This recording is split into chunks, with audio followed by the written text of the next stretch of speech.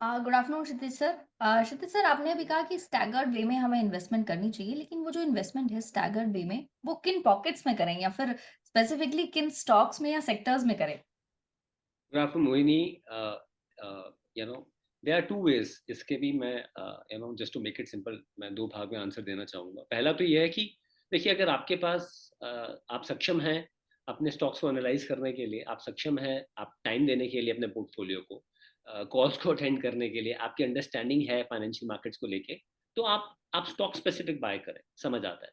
Otherwise I think mutual funds, PMS, AF, कई platforms हैं जिससे वो बाय कर सकते हैं। मैं ये चीज़ बार बार इसलिए बोल रहा हूँ कि पिछले 4 साल में आपको जो लगता था कि ये बहुत आसान है, कैपिटल मार्केट इतना आसान नहीं है। मोहिनी, आप जरूर एक्सपीरियंस के साथ हैं, बट मैंने और गीतू ने वो फेज देखा है जहाँ 2010 से लेकर 13 तक कुछ भी नहीं हुआ था। 3 साल तक मार्केट में कुछ नहीं हुआ, मतलब कुछ नहीं हुआ। So there are lull period जो आपको आपको कंपेल कर देते हैं कि you want to move out.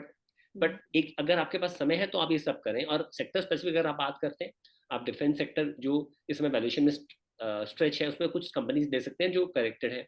आप इंफ्रास्ट्रक्चर या फिर आप अगर बात करें मैन्युफैक्चरिंग पार्ट पे ज्यादा जा सकते हैं। इंफ्रास्ट्रक्चर अभी थोड़ा वैल्यूएशन स्ट्रेच है, आप मैन्युफैक्चरिंग ले सकते हैं।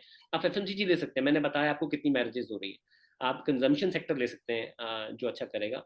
हमारा ऑटो सेक्टर हम्म। अच्छा करेगा। देखिए, आप हम सब दिल्ली में रहते हैं, अपने देश को छोड़ दें अगर, तो हम तीनों एंड हम हम्म। अपने आसपास माउंटेन्स देखते हैं। जब ऑब्वियसली हिमालयस नहीं है, वो आपके गार्बेज की माउंटेन्स है। तीन there are big mountains, and अब जो भी रिसाइकलिंग में सेक्टर चीजें कंपनी है और उनका कंप्लायंस अगर अच्छा है, believe me that's a future.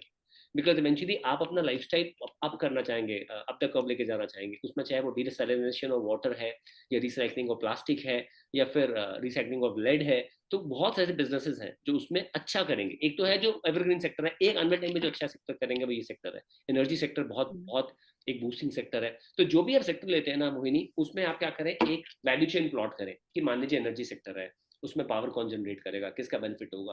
Power जो जनरेट होगी, सोलर पैनल्स कौन बनाएगा, सोलर पैनल्स जो बनाएगा तो आप रिजर्व तो कर नहीं सकते हैं, ग्रिड से आपको मेन ग्रिड में लेके जाना पड़ेगा। तो कौन से ग्रिड है, जैसे पावर ग्रिड या कुछ और कंपनी है जो उस सेक्टर में है।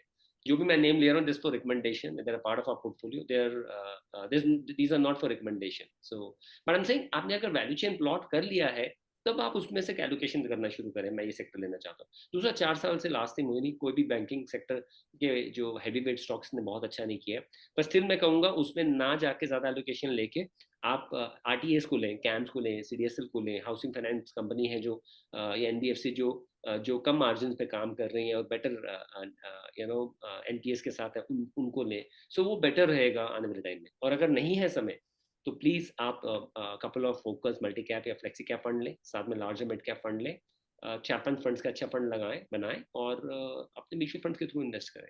क्योंकि आने वाले टाइम में ये होगा जरूर कि boys will get separated from man, वो होगा ही होगा। बिकॉज आपको ये बहुत आसान लग रहा था, अब ये चीज पहले हमारी टाइम करेक्शन में गई, अब प्राइस करेक्शन में है मार्केट। और अब ठीक है, थोड़ा रिकवरी है 1000 पॉइंट का, but still we are 8% down from the peak.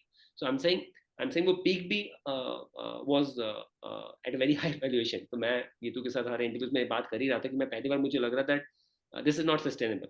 Eight not that कि मुझे कुछ बहुत ज्यादा पता है, but valuation wise we all know that those were not the right valuations. So I think this is the right way. मैं फिर suggest करूंगा, last thing, people should go for their mutual fund portfolios.